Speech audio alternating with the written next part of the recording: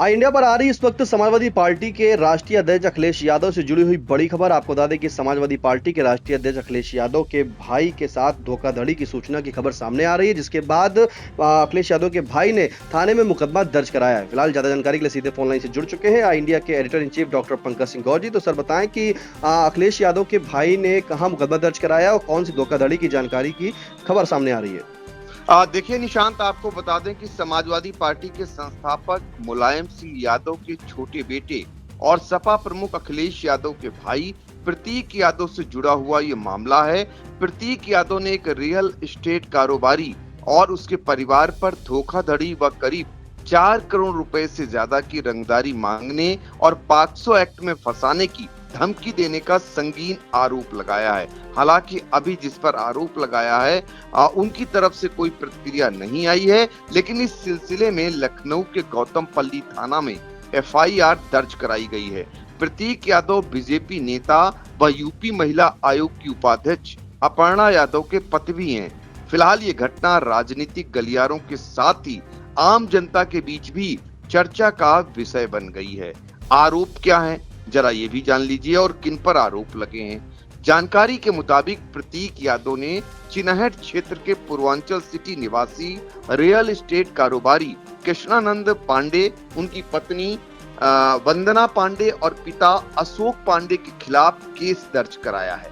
आरोप है कि इन तीनों ने न सिर्फ प्रतीक यादव से लाखों रुपए निवेश के नाम पर हड़पे, बल्कि रकम मांगने पर गंभीर मामलों में फंसाने और फर्जी ऑडियो वायरल करने की धमकी दी। तो ये आरोप हैं और ये भी कहा है उसमें कि कैसे हमारी जान पहचान हुई। दरअसल इन दोनों के बीच में प्रतीक यादव और जिन पर एफआईआर दर्ज कराई गई है उनके बीच कैसे जान पहचान हुई, तो जरा ये भी समझ लें। यूपी महिला आयोग की उपाध्यक्ष अपर्णा यादव के पति प्रतीक यादव के मुताबिक साल 2011-12 में उनकी मुलाकात कृष्णानंद पांडे से हुई थी। कृष्णानंद पांडे ने खुद को रियल एस्टेट कारोबारी बताते हुए निवेश के लिए प्रतीक को कई प्रस्ताव दिए थे।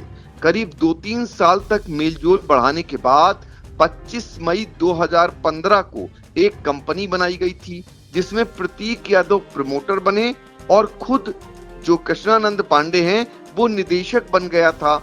इसके बाद प्रतीक यादव ने निवेश किया था। इस दौरान कृष्णानंद ने भी व्यक्तिगत कारणों से पैसे उधार लिए थे। प्रतीक ने आरोप लगाया है कि उसने रिश्ते और भरोसे में आकर बार बार आर्थिक मदद की और इसी मदद का फायदा कृष्णानंद पांडे ने उठाया। अब प्रतीक यादव का ये भी कहना है कि साल 2020 में प्रतीक यादव कोरोना की चपेट में आ गए थे। फिर 2022 में उनकी मां, पिता और मामा का निधन हो गया था, जिससे वे मानसिक और शारीरिक रूप से अस्वस्थ हो गए थे। इसी दौरान आरोपी ने उनके साथ धोखाधड़ी और दबाव डालने की गतिविधियां तेज कर दी थी। और इसके बाद प्रतीक यादव का आरोप है कि जब उन्होंने पैसा मांगा, हिसाब मांगना शुरू किया, तो आरोपी ने टाल मटोल करना शुरू कर दिया। बाद में उसने ईमेल और व्हाट्सएप के जरिए उन्हें पॉक्सो एक्ट जैसे गंभीर मामलों में फंसाने की धमकी दे डाली। साथ ही उनकी और उनके परिवार की छवि खराब करने के लिए फर्जी ऑडियो क्लिप वायरल करने की धमकी भी दी।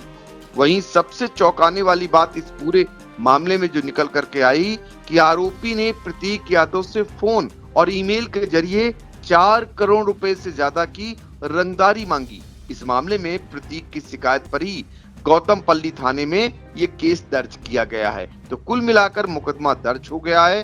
पुलिस इस मामले की गहराई से छानबीन में जुट गई है, क्योंकि हाई प्रोफाइल मामला है।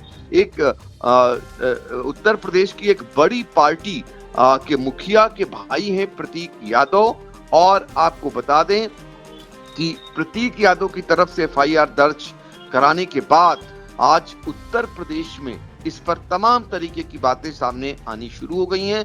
अभी तक कृष्णानंद पांडे की ओर से कोई बात सामने नहीं आई है, लेकिन ये मामला हाई प्रोफाइल है। आने वाले दिनों में ये मामला कौन सा मोड़ लेगा, ये भी देखना रहेगा।